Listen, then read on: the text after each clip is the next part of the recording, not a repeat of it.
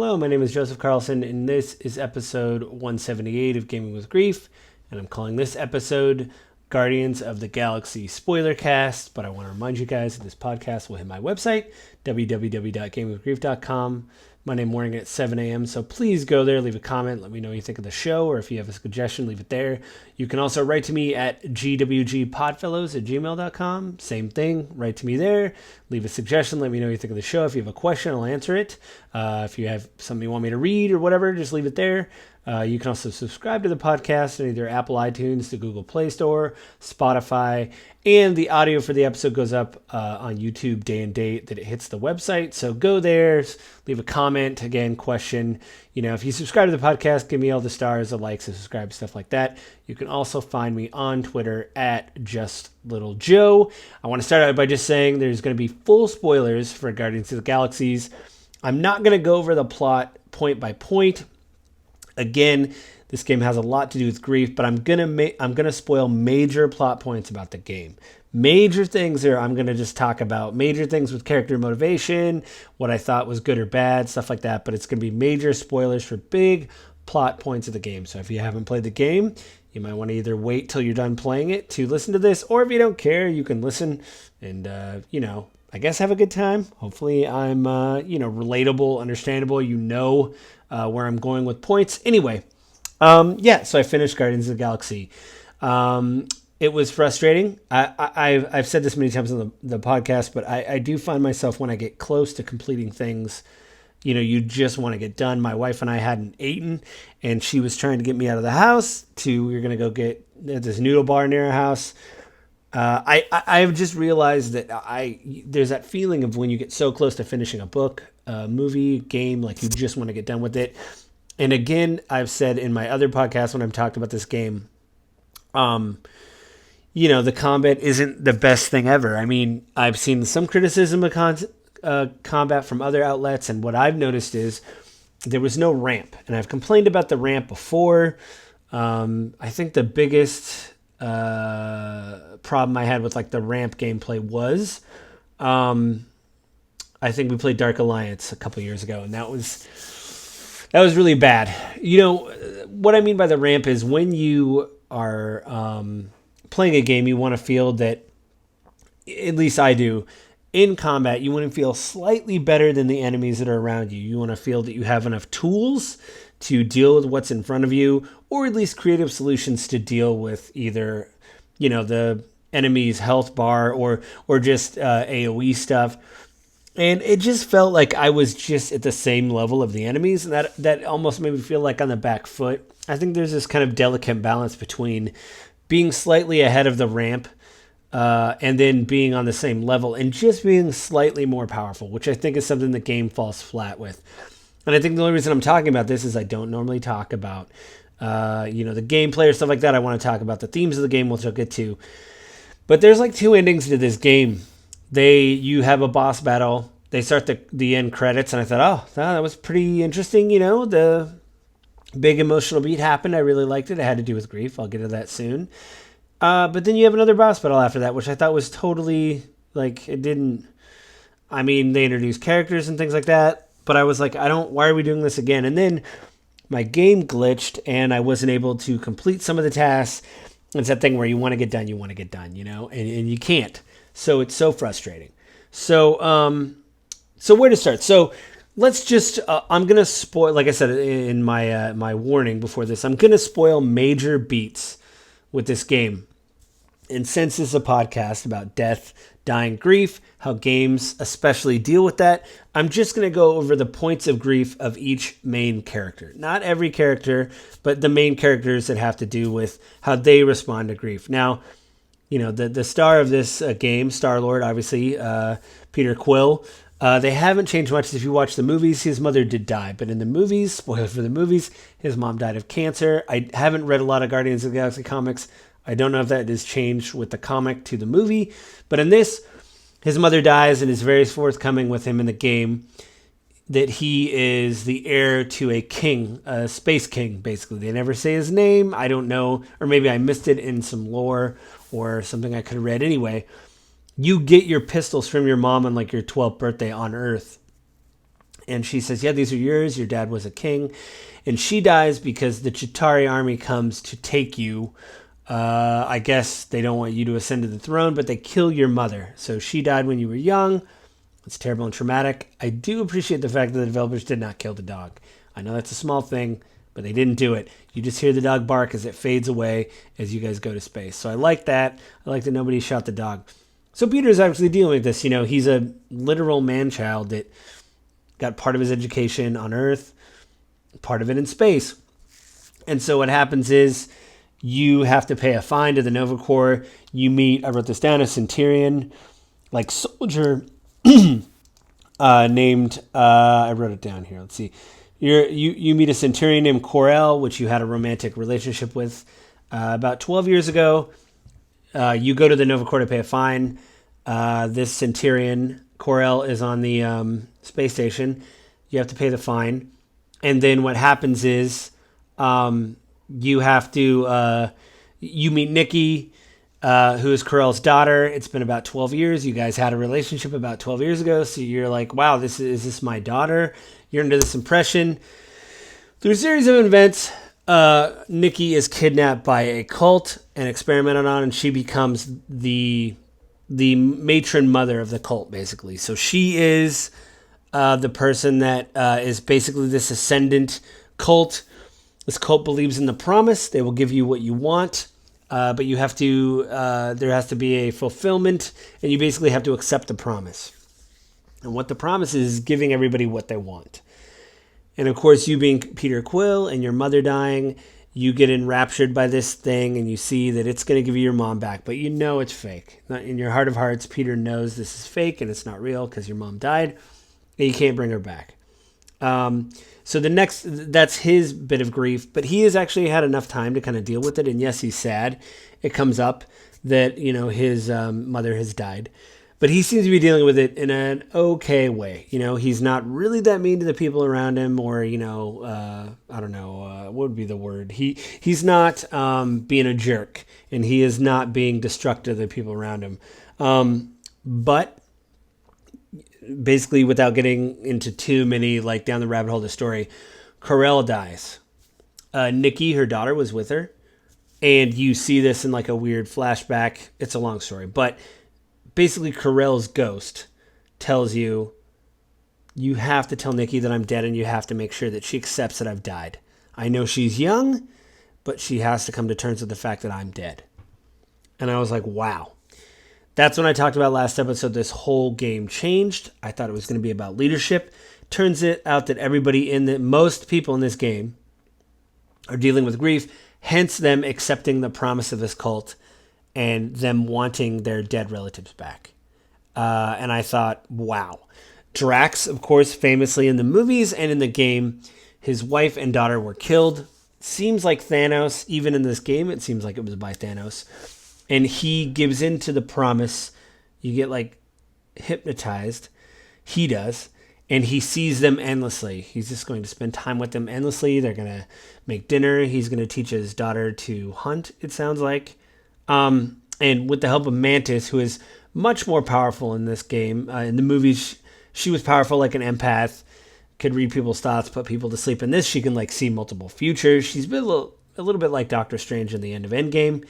And she helps you go into Drax's mind and kind of cleanse him of this promise. And you have this incredibly heartfelt discussion with him, you know what this is. The Guardians as a team kind of come together and say, Drax, listen, you know what happened with your family, and you know what this is. You know this isn't right. And you know what's going to happen if you go with your family. If you go, to the door of your hut and you have dinner, you're just going to keep having dinner with your family. And it's not what you want to do. You know it's not right. So he basically has to reject the promise. He becomes untranced from this cult.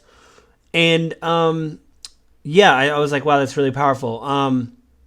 Gamora is the next person on the team dealing with some kind of trauma. She killed Thanos, basically betrayed him and killed him because she saw there was a galactic war going on, and she saw it going on endlessly if he wasn't killed, that he became crazy, and she had to kill basically her father, her surrogate father. It tore her up inside.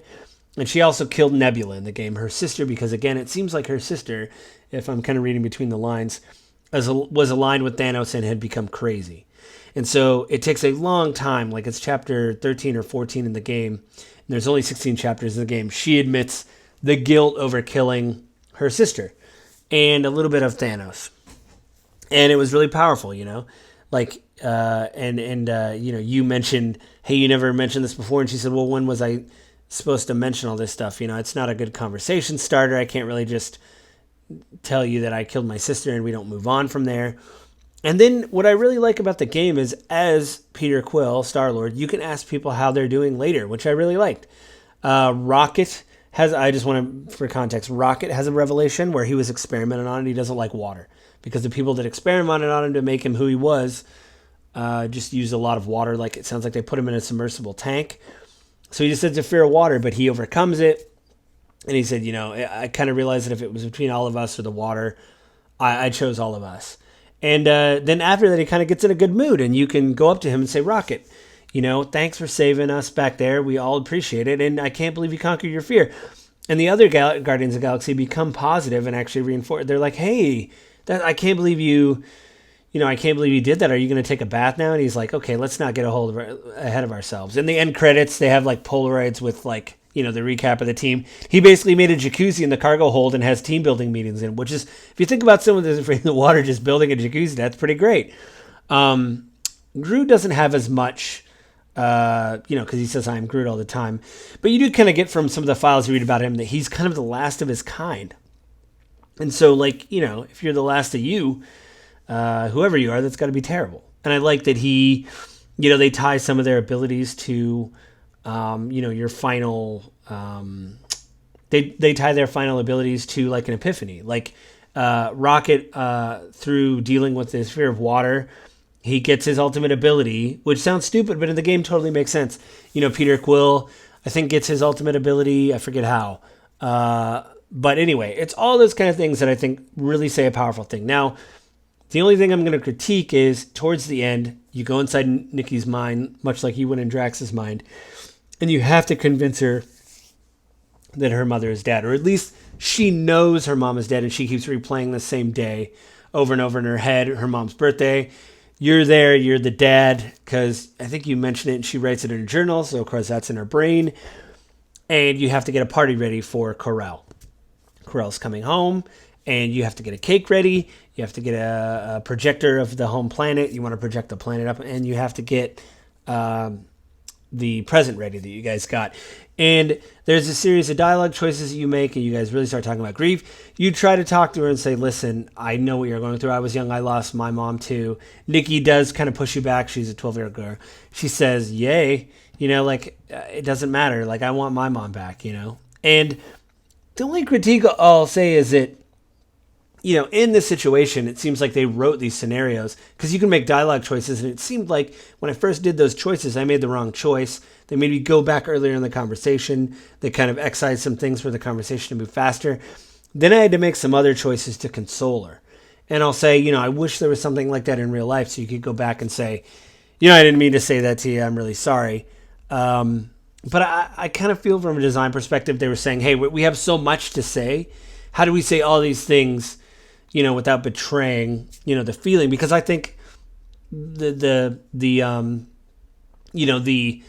what I said to her originally, I felt that in my heart of hearts. Hey, I know what you're going through, but I'm sorry, and I'll be here for you. But they did say some other things in the other dialogue choice that I thought were powerful. The idea of like, it's different for everybody. I don't know if it's always going to feel like this, but you're not alone. And I liked all that stuff. I wish there was just a way to combine that together because you have this big emotional beat and then it's like the game fades to black and then fades back up and says, oh, you were kind of wrong. Like the way you talked to them, it wasn't really the right way, which I think would have been an interesting discussion in reviews if people would have went forward, just like The Walking Dead when they do it, because they do a thing in this game too of like, so-and-so thanks you for doing this, blah, blah, blah. It would have been interesting to see discussions at the end of this game of, hey, what did you tell Nikki in the end? Oh, I told her that I knew what she'd been through, that I had been through it, and, that she's not alone. It's like, oh, well, what did you tell her?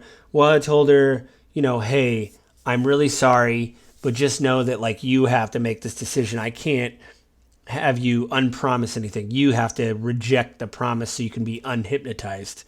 And I think that would have been really powerful. It would have been there would have had to been a way to like move the game forward at the same time without just I don't know. I felt a little unsatisfying to have this really heartfelt thing and then be told that's not really the right heartfelt moment. This is a better heartfelt moment, and even though all of the dialogue was really good, in fact, I guess again, this is just the trouble with design in video games. I think both options were good. It was just one of those things where you've already had that emotional beat and that emotional moment. And just to go back a few seconds and go, well, you're wrong. Again, there had to be a better way to do that. But I think it all ended well. Nikki kind of accepted what happened. The game moves on. And the end of the game, I thought it's good. You walk out. You're walking away from the big bad. You beat everybody. But then another thing that I don't like is you have another boss battle. After the credits start, then they get interrupted and you have another boss battle. I think this is something that just really, again, when I almost get done with something, I want to finish it. I want to see it through. I want to be done. And this was just another stumbling block of like, come on, give me the full credits. Like, let me do this. I've gone through this. I just want to be done. Like, I can't just keep doing like this is rough, Plus, I think your emotional beat was at the end when you talk to Nikki and you have a moment with Gamora. I mean, you've had all these moments with these characters where everybody's kind of gone through their grief. I can't think of another character that didn't have that. Even the villain got a moment like that where he accepted the promise of Raker because it seems like somebody's life, he, maybe his son or father or somebody, or maybe his a loved one had died. And he's like, oh, they're finally back.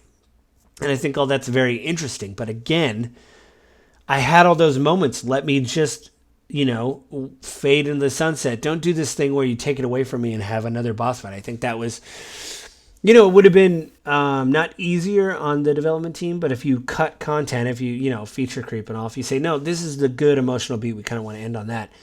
I would have enjoyed the game much more, but the things they said about grief, I think were very powerful and very good. And I applaud the game. It won awards for, in fact, I have it up right here. I'm trying to see what it, the Game Awards 2021, it won Best Narrative. It also won Best Soundtrack for the Steam Awards, and it won Adventure Game of the Year on the DICE Awards, and an Outstanding Achievement in Story, which I think it deserves. These are all 2021 award, or 2022 was the DICE Awards, the Steam Awards, and then 2021 it won the Game Awards 2021. It won the Best Narrative. It got really good reviews, anywhere from 7 to 6.5 to 8, which I think was pretty good. Again, the team did amazing. It was good. I just think that last boss fight, and then if the ramp with combat would have been better, I don't think I would have gritted my teeth so much at the end. Again, I'm not here to, I guess, review mechanics, but I passive aggressively am with this. I think, it was a little bit of a slug at the end, but emotionally I was there the whole time. I choked up at moments I needed to choke up with. The thing with Rocket where he just found out he got experimented on was moving. The thing with Peter and Nikki at the end talking about Corell, her mother, was amazing. The fact you find out you're not her father, that was also very good. I don't know, maybe one Square Enix Crystal Dynamics employee is going to listen to this, but you guys did amazing. It was a good story. The performances were great. And I think that's it this week, guys. But I want to remind you guys that this podcast will hit my website, www.gamewithgrief.com, Monday morning at 7 a.m. Please go there and leave a comment. You can also write to me at gwgpodfellows@gmail.com. Again, let me know what you think of the show. You have a suggestion of a game you want me to watch or play or whatever. Let me know there. Leave me suggestions, stuff like that. If you want to, please subscribe to the podcast in either Apple iTunes, the Google Play Store, Spotify, and the audio for the podcast will go up on YouTube day and date when it hits the website at 7 a.m. on Monday. You can also write to me, or you can also find me on Twitter at JustLittleJoe. So go to those places, and I think with that, we are good, and I will talk to you guys again next week. Bye.